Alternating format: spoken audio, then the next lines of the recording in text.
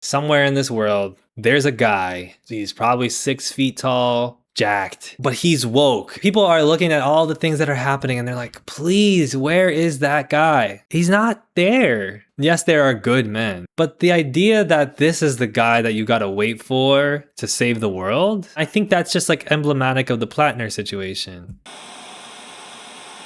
You can't masculinity your way out of oppression. You can't masculinity your way out of your situation, man. I see people still struggle with this. I've seen people struggle with this for a while. It's always the like, why are men so lonely? Male loneliness crisis. But the male loneliness crisis is always about like, oh, are straight men being catered to in the way that makes them feel strong and straight and masculine?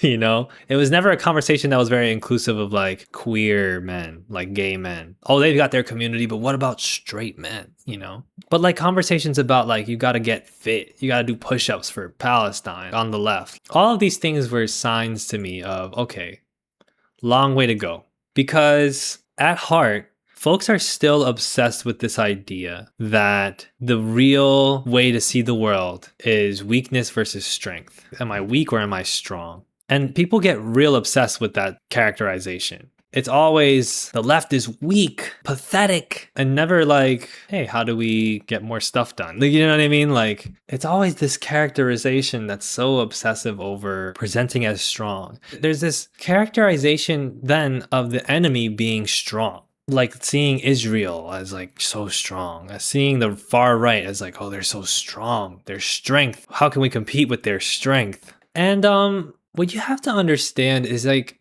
it's not strength that makes the oppressor oppress. You can very much argue it's the opposite. You know, it's fear and weakness and the oppressor that makes them oppress the oppressed, right? But then we get into semantic argument. But power is not a strength thing.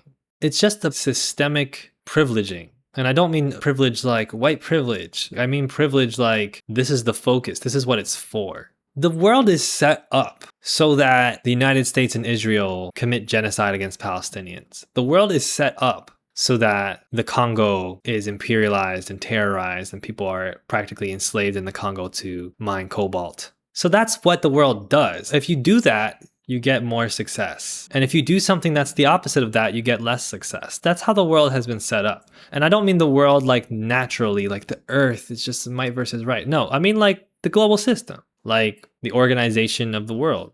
It has nothing to do with them being stronger. It has to do with them having a system that has existed for hundreds and hundreds of years, that has been put in place so that they can do this. What happens is that we get this presentism, this obsession with the present, and that's where the strong versus weak thing comes from. It's always like, well, if we were just strong and they were just weak, then the world would be changed. It's not the best way to look at it. You're in the middle of hundreds and hundreds of year processes. 99.99% of it is completely out of your control. If you don't accept that, then you're not going to get very much done because you're going to be way too focused on things that you can't control. And then the things that you could be helping that need your attention, you're not going to be doing. So this is what people do when they obsess over a masculinity hegemony. Even when they consider themselves leftist and they consider themselves open, you know, not homophobic, not queerphobic, not transphobic, not misogynistic. To privilege like a masculine thing, to have an obsession with masculinity is to be operating under this view of the world like those things that are socially considered masculine are the most important things. Does that make sense? This goes for the larger thing and it goes for the individual thing. If you're a guy, a dude, if you will, your problems are not going to get solved by you getting more masculine. It's just not going to happen. You might feel better about yourself because by meeting more social expectations of masculinity, you are receiving a more positive response, a more safe and peaceful response from people outside of you. And that makes you feel better about yourself and it makes you feel better in your environment. But that's all just perception. Like that's all just the perception of others toward you and how much you care about it. I would say the vast, vast, vast majority of things that you need to do, you, talking to you right now, I don't care how you identify, like you The vast majority of things that you need to do in order for A, your life to get better and more livable, and B, for you to be a better contributor to making the world a better place, to fighting systems of oppression, etc., to fighting evil. The vast majority of those things are things that are considered feminine. I used a lot of words there, so I'll say now the simplified version of it. If you're gonna get through this, you're gonna have to get girlier. I can peel all the layers back, and like there's nothing natural about like what is masculine, what is feminine. Those are human concepts, those are socialized concepts. They're relatively new social concepts over the past few hundreds of years, thousands arguably. There's nothing essential about masculinity, there's nothing essential about femininity. When we talk about things like divine feminine and divine masculine, that's just another terminology for essential opposites. So it's yin and yang. Yin and yang, exist insofar as anything exists. But like feminine and masculine, like if you're not thinking of them just in that abstract sense that has nothing to do with like you being called a man or you being called a woman, yeah, they don't exist. They're not natural things, right? Elliot's saying force fem arc. Here we go. I say this as somebody who's always been kind of seen as like a less masculine guy. So there's a few different types of people that don't like my channel or don't like me on the internet. It's a very small phenomenon regardless. Like I'm very flattered all the time by how positive people's responses are to me online. But I see oftentimes when I see negative responses, a lot of them are dudes. Like they're left dudes or they're lib dudes or they're right dudes, right? They have a very straight and masculine way of talking about it. And they're always like, you're just a lib. If you're a leftist and you're calling me a lib, what I know what you mean is you're girly. You know what I mean? Like, I know that's what you're saying. Because, like, my last video was about why are white people like this with dogs? What is with white people and their dogs, right? And I got, one or two comments from these types of dudes, and they're like, this liberal identity politics nonsense. This isn't what you have to be paying attention to. You got to be paying attention to class. You got to pay attention to anti-capitalism or imperialism. And it's like, in my video, I was talking about the IDF. I was talking about attack dogs used by the police and by the IDF. I was talking about colonialism. Like, it wasn't really that hard to see. But what their problem with it is that it came off girly. It came off girly, and so because it's girly, it's lib. That's what they say instead of this is girly. And like this is one of the types of people that oppose them. Another type of person, as you saw when I did my white feminism video, is like people who try to do the opposite, who are like, you're a raging misogynist, you're a male chauvinist, etc. That kind of, a lot of the times it's just like this person's not willing to hear a critique of like white women and what they do to women of color. And the fact that it's coming from me as a guy, it's like, okay, well, that you must be a raging misogynist. That is what it is. Like, and sometimes people critique me fairly, and sometimes they'll be like, hey, Elliot, you have a bias about this. You were a little bit misogynistic when you said this, and then I check myself, ideally. But either way, the point is, what people don't like is this idea like the good guy isn't coming. They don't like to hear that somewhere in this world, there's a guy, he's probably 6 feet tall, but not 6 feet tall like me because I'm skinny, but like 6 feet tall and like kind of diesel, jacked jawline, and he's got a good beard and he's got pecs, and he, works a very blue collar masculine job. He works in the coal mines, or he's an underwater welder, but he's woke and he's going to fight for the right thing. Like that guy is going to come, People are looking at all the things that are happening and they're like, please, where is that guy? Where is he? And it's just like, he's not there. Yes, there are good men. Yes, there are plenty of men that I am friends with that are amazing people. But the idea that this is the guy that you gotta wait for to save the world, I think that's just like emblematic of the Plattner situation. They want a hero, and they want that hero to look like the hero that they've been told a hero will look like. They don't want to think about how, but that was told to you because it was trying to cement an image. The stories you got told were white supremacist stories. The stories you got told were patriarchal. They don't want to hear that. They're like, I know, but he does exist though, right? And so like you look at a guy and it's like all the red flags are there. With Plattner, it was like 50 different red flags. I didn't talk about Plattner on my channel because I didn't follow his situation. I don't usually talk about electoral politics. I did like dabble in it a little bit in 2025. Didn't really go the way I wanted it to go. Like I just didn't feel like people were getting what I was trying to say. And mostly I talk about social and cultural things, right? The girly subjects. But this is what y'all did with Plattner. Some of you guys, like, yes, it's white men primarily, right? Because they want to see themselves. They want to see a guy that like looks like his kind of guy. Go, let's go, white knight, shining armor, right? And that redeems you. It redeems all the ways you internalize colonialism. It redeems all the ways you internalize these ideas of gender, these ideas of race, right? Of course, you want to see your ways of life redeemed. If you haven't accepted that, you have to let them go. It just doesn't work that way. Those things that you've been taught are masculine. Either they're just not masculine, they're just regular good things that take on different looks, or they're not good things. Like I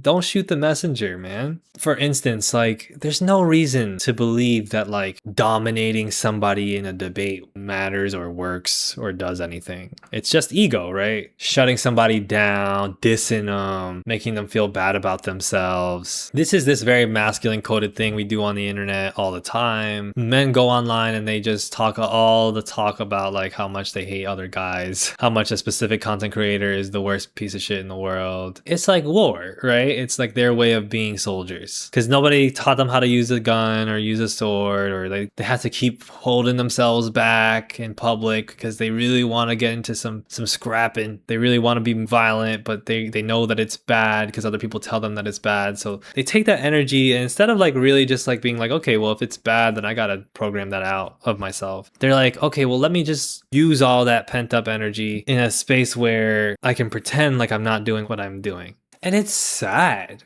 Cause it's like anybody that you see who's doing the masculine thing, who's doing the like, I am the smartest and greatest and strongest, who's trying to like puff their chest out. Anybody you see doing that is like easily scrutinizable in the eyes of the patriarchy. It's always like, no, your neck is too skinny, bro. Like, what are you talking about? You know, like you can't win that game. So it's like people are praying to a god that hates them, but they just keep doing it. Meanwhile, name the problem. And if I tell you the solution, it's going to sound girly. Most of the things that are keeping your life, like making the good things happen in your life right now, or most of the good things that are occurring in the world right now, in abstract, they sound girly. People think those things are girly. And also, literally, we would have nothing without them. Crispy, yeah. The good white patriarch, he looks and acts like he upholds all but the bad white supremacist ideals to better society and upholds all but the bad patriarchal ideals to protect us. Yeah, he's our guy on the inside. He's not there, bro. Literally, if nobody cleans, we're all dead. It's pretty badass if you think about it. If you word it a certain way, it's real masculine. Cleaning workers protect us from the violent onslaughts of disease. They fight against the villainous bacteria of nature, and they hold up society like this. If nobody cleans, we all get sick and die. And yet, men in the chat, do you want to be a cleaning worker? Would you be a, cleaning lady? How much time do you spend cleaning? Do you like to clean? Like, we talk about labor. We talk about class struggle. We need to talk about class issues in this country, economic bread and butter issues in this country. And folks still talk about, like, manufacturing. You've been a cleaning worker, joke's on you. Hey, people talk about, like, manufacturing jobs. We gotta bring them back. We need auto workers. And it's like, you know who's fucking working class? You know who's suffering from, like, class oppression? It's literally the cleaning lady. It's quote unquote Yolanda, right? Any country in the world, you have this significant workforce of usually migrant women. We'll get into this in a separate convo. Usually migrant women who spend 8 to 12 hours in a day, sometimes longer, doing literally like back-breaking work, physical, difficult work, so that men can sit down and go, how do we save the world? And meanwhile, they have no idea that woman is there. Or they'll just say, thank you, and then that's it. At-home care workers, like cooking. You don't eat, you die. If you don't eat, you die. If you eat things that are not good for you, your body wears down. It can't handle that well. It creates health problems down the road. If you don't eat enough times, if you don't eat the right amount of XYZ nutrient and vitamin that suits your dietary needs. And yet, you don't hear leftist men on the internet talking about, fellas, it's time to cook. If we're going to do something about this world, if we're going to do something to fight evil, we need to get in the kitchen right now. You want to sit around and think, how do we stop the billionaire? What if we create a tax incentive program to stop the billionaires? You know, we want to do all that shit. You want to sit there and I have to figure out the exact tendency, the exact ideology that is the correct ideology. And then I need to go and spend hours and hours telling other people about that ideology so that they learn, so that they can get educated, so that they can become the right thinkers, so that we can all unite. And then we could do a general strike. And then after we do the general strike, nothing's getting cooked. You haven't cooked anything. The working classes. And it's a guy with a hammer and sickle. It's not a broom and a spatula. So like, in terms of world problems, if this Graham Plattner shit doesn't teach you, which it won't, let the next thing teach you. Let the next time that a man lets people down because he keeps mistreating people in his leftist organization, or he keeps taking advantage of people, he doesn't actually stand by his word, etc., etc. Next time that happens, let that be the moment that you go, yeah, you know what, this masculinity shit is cooked. Like, I can't really do this. You know, you see sometimes the smartest guys, you know, and they're in an argument online with people that they don't have any need to talk to. And they're in the comments like, going back and forth for hours. And they're calling people out of their name and they're making fun of people's looks. And it's like, why? Why? This is where we have to talk about it on a personal level. The issues that you're facing right now, right? If we don't talk about them in the political sense, because the political sense is always there, but if we focus on like, okay, individually, like what are you going to do? Let's say we're talking about the male loneliness crisis, or we're talking about mental health, or we're talking about self-esteem, or let's say we're talking about bad relationships with people, or we're talking about like not making enough money or not feeling like you make enough money. Again, you're not going to masculinity your way out of that.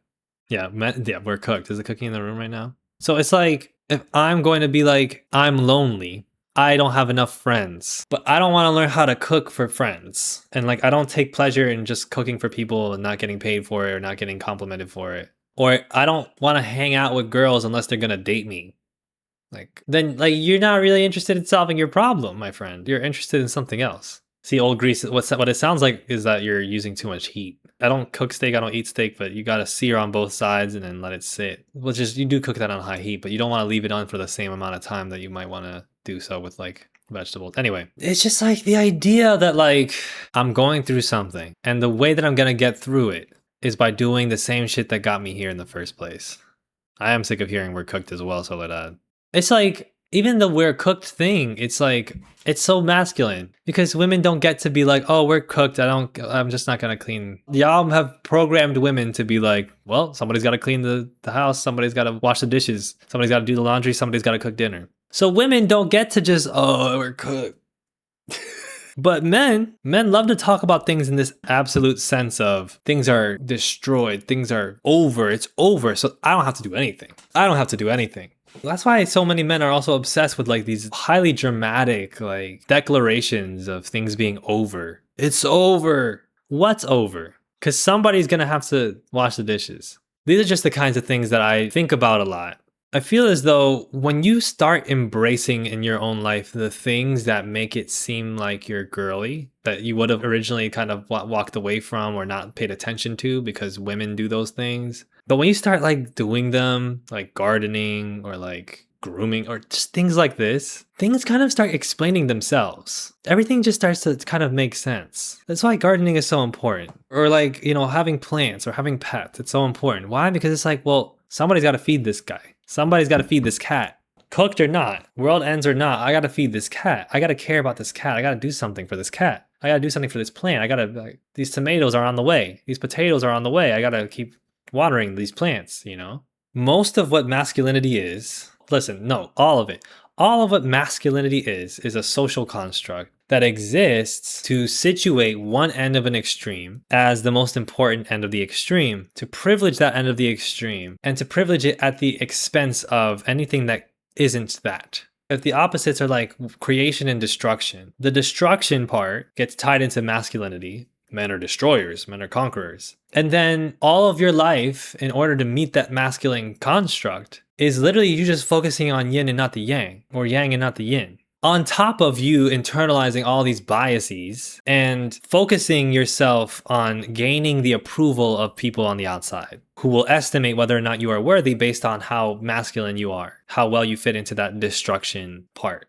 And then you wonder, God, why does it feel like everything's just like being destroyed? Why does it feel like all of my relationships just kind of explode and I'm always imploding internally? Why does it feel like nothing ever sustains in my life? And it's because you were obsessed with being masculine. There was no path towards happiness in your mind that could exist if it wasn't, I need to be masculine. And so a lot of what gets grouped in then with feminine is literally just creation. The feminine is the creation, the body that does reproduction, the body that can be impregnated and carry a baby. We call that a woman's body. We call that feminine. And we want to make sure that those women are controlled as a resource in society. So we make sure that they have specific rules and things that they stick to. We create this social concept of femininity. And it's like, just focus on that creation and don't think about anything else. Be at home and cook and garden and nurture children. And then all of these things that have to do with creation and nurturing literally become the polar opposite of what you want in your life, because you don't want to garden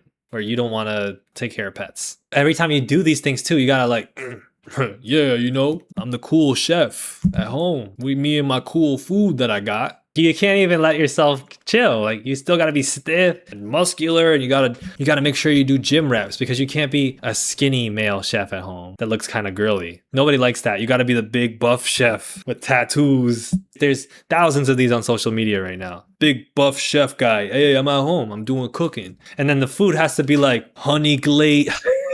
The food has to be like hot honey glazed lemon pepper salmon wings. So it's not even like you're cooking like for sustenance and you're cooking for like nutrition and you're cooking for like everyday purposes. It's always like, I'm cooking for show. I'm cooking for the big meal that people go, oh, he's such a good cook. But like, those are the guys that they cook like once or twice a week, show off, impress their friends, take pictures of it, and then they don't cook the rest of the time. They can't throw together some black beans in a pot and some white rice. They're too good for that. They're too good for that. Or they don't get inspired. Oh, I'm just not inspired to cook. And cooking is so exhausting, and it's so, because you just turn it into a new masculine thing. You were so obsessed with making this creative thing, this social construct of masculinity, that you've tethered it to destructive tendencies like overexhaustion, like overkill, and performativity. People say performing, right? Performativity, because why are you trying to be masculine? Because you want approval. Because you want your friends to say you're very masculine. You want people online to say, oh, he's so fine. Would you think that masculinity would be a necessary part of building something new, a cycle, if you will, destroying the old to build the new?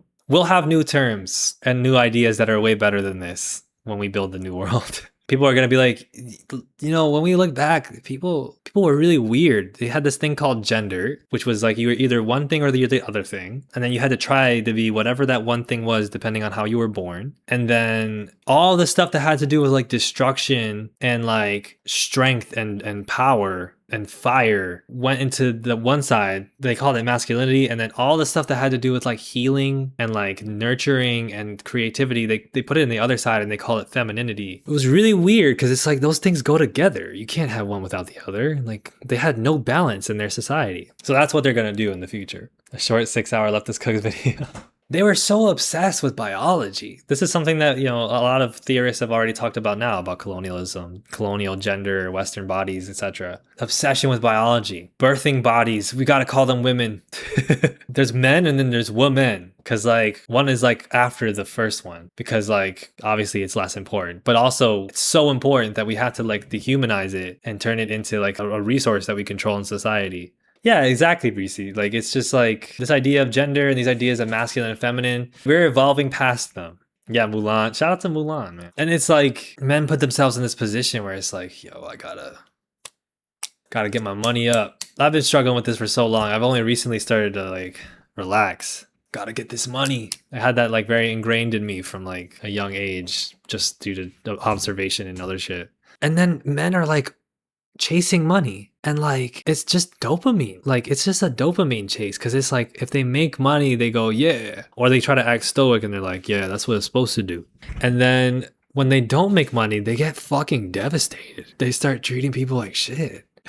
And it's like, well, what's the purpose of having this money? Okay, so that I can take care of myself, so that I can take care of my friends and family, so I can just enjoy my life. Okay, well, so then enjoying your life is the most important thing, and like taking care of your friends and family is the most important thing, right? Well, yeah. Well, it's like you're getting this money, but then like your friends and family are like not being taken care of. They're struggling with things you don't even know about because you don't talk to them. And like they need help with all of these things that you're not offering help with because you're so focused on the job, the job, the job. So you're not cooking, you're not helping around the house, you're not taking care of the kids, whatever. And then you're not enjoying yourself.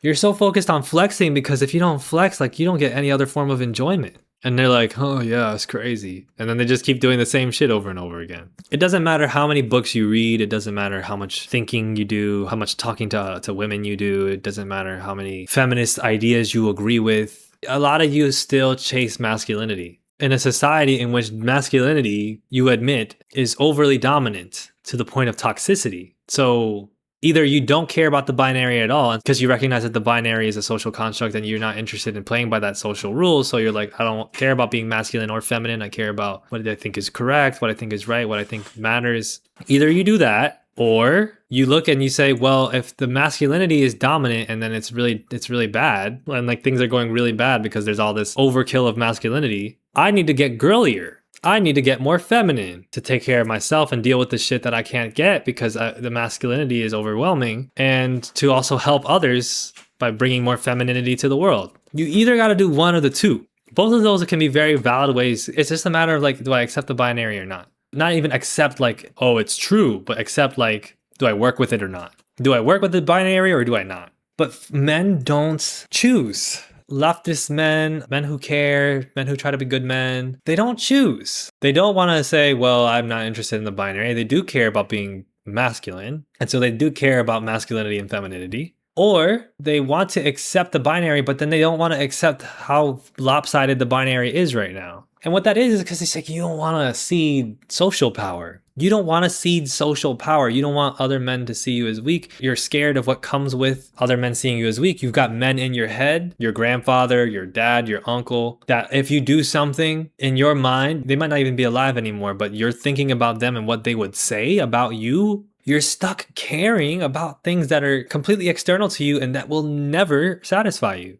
We are the real soldiers. So then it's like, surprise, surprise. You might need to take some time to reflect, to take time off, to meditate. You might want to do some yoga, not just in terms of going to a yoga studio, but like some yoga philosophically. You want to get in tune with your body because the body is really important. Like in order for you to have intelligence, you have to have good bodily understanding. You have to know what your body's going through. You have to hear it. You have to feel it. You have to feel your subtle body. You got to do all that stuff. And then I say that and people are like, this fucking girly bullshit.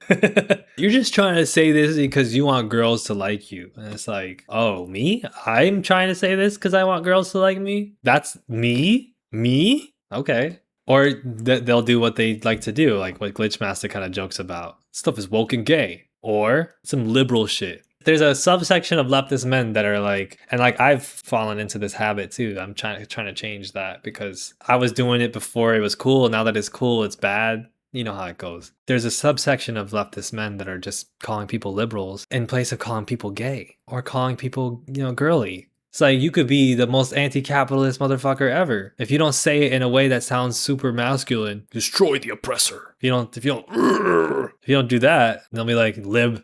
It's like we agree with each other. Arslick, yeah, same shit over and over again. Bro, people act like it's just an American thing too. It's happening in South America. It's happening in Europe and Africa. It's happening like anywhere you look and see like there's an online left. There's a bunch of dudes on there that are like, when you read State and Revolution, it is most important book in the world. Imperialism is the highest form of capitalism. It's like, why are you talking like that, bro? You're Colombian. And Colombians just had an election. You might know that the vice president of Colombia currently is a black woman named Francia Marquez. And her work has been primarily in like working on international diplomatic relations between Colombia and Africa. And she has talked about how she's been essentially ousted from the president's cabinet. Like the president just stopped talking to her. They had multiple disagreements. She had people in the office apparently say like, joke around that she was the help or something. And it's like, there's so many things I want to say about this shit. But the first and foremost thing is that like every time you see political news from the United States, resist the temptation to be like, oh, these US leftists. Because I promise you the same shit is happening with the left everywhere else. I promise you. I've had people from Brazil who are like, oh, the white leftist problem? Oh, it's big in Brazil. Oh, it's real big in Brazil. People in Southeast Asia, oh, the Filipino left is like the most fucking misogynistic. Like, it just happens everywhere, right? The person who won, Abelardo, who's modeling himself after Bukele, who's far right, who's a Trump sycophant, he won by like a percentage point, less than a percentage point. Gustavo Petro was like, my haters, the infighting haters on the left. It's one of the reasons why you guys, like, folks are not ready is because it's like you guys really want to act like the United States is like unique, not in terms of its evil, because the evil done by the United States empire is unique, of course, but like that US intra-left politics are like some sort of anchor that's holding back the rest of the world's left. And it's like, this is just called patriarchy. Like, this is just called colonialism. Like, a lot of y'all want to just left your way out of talking about patriarchy. A lot of you want to left your way out of talking about racism and colonialism. And meanwhile, it's like, we got you guys on tape. We have the receipts of like what happens when democratic socialists get in power in Latin America. We see your left in Latin America, and it's fucking misogynoir. Shocker. Like, and not only is it guilty of misogynoir and abandoning women voters and black women and indigenous women, but then doing so in a way that is very clearly undermining its own goals. But why? Because these guys don't actually want the revolution. They haven't trained themselves. They've trained themselves to say the right things when asked the right questions. They have not actually trained themselves into caring about incorporating women at all. They haven't trained themselves into thinking about queer theory at all. They don't care. Like, they're still not there yet. They might never get there. So I don't want to hear any of this shit from male leftists about like, oh, it's liberalism, and oh, you're not actually like leftists, you're like liberals. And because you guys do it in the PSL, you do it in the DSA, you do it in Colombia, you do it in the United States, you do it in the Philippines, you do it in Kenya, you do it everywhere. Anywhere there are men who are leftist, they do the same shit. It costs them in the electoral area. They lose elections. They struggle to mobilize. They struggle to address the actual needs of the working class, because half of the working class is underpaid women working 16 hours a day, grueling work, cleaning, taking care of like patients, etc. Yeah, Chinyere, exactly. You're cared about fulfilling your own interests. Which, you know what? That's identity politics. That's identity politics. Anytime you see a leftist man go online and talk about like, oh, this is that bullshit. This is not about class. This is about identity politics. That's him doing identity politics. The identity he's fighting for is white men. India, like Kavisha's in India, like white women will be like, this is why the left will never win after you criticize Taylor Swift for having ice and rapists at her wedding. See, yeah, exactly. I've said many things about white feminism and white women. I've left it be. But yes, they don't want to let go of colonialism. I told a YouTuber friend of mine this like yesterday. Every online political discussion is just a room that people enter so that they don't have to look at colonialism. Not only is putting down identity politics a privilege, it's just bad politics. You're just not going to mobilize anybody. Like, who the fuck, what elections do you think you're going to win against the right wing by only appealing to men? They want to be the kings of castles, man. Like, it's just, what am I supposed to say? Do you know what I'm going to do? I'm going to get jacked. It's going to take me probably 10 years or something. But one day you're going to see me and I'm going to be muscular, and I'll be talking from here a little bit more. And the women in my chat and femmes and queer folks in my chat of all gender orientations are going to be like, okay, cool. And then at some point, I'm going to be like talking about some other fucking leftist content creator, and I'm gonna be like, fucking dude, that's right, eat ass or something. People are going to be like, oh, I'm going to fully embrace it. I'm going to be all, oh, I'm masculine as fuck. And like all this shit that I've been saying, I'm just going to abandon it completely. I'm going to tell you guys not to eat vegetables. Exactly. I'm going to be like eating meat on stream. I'm going to be like, whoa, pause, eating meat. I'm going to say shit like that. But leftistly, that's what I'm going to do. Because that's what y'all want. You guys want this so bad. Elliot, I'm scared. They want this so bad, bro. Y'all want a leftist who's jacked so bad.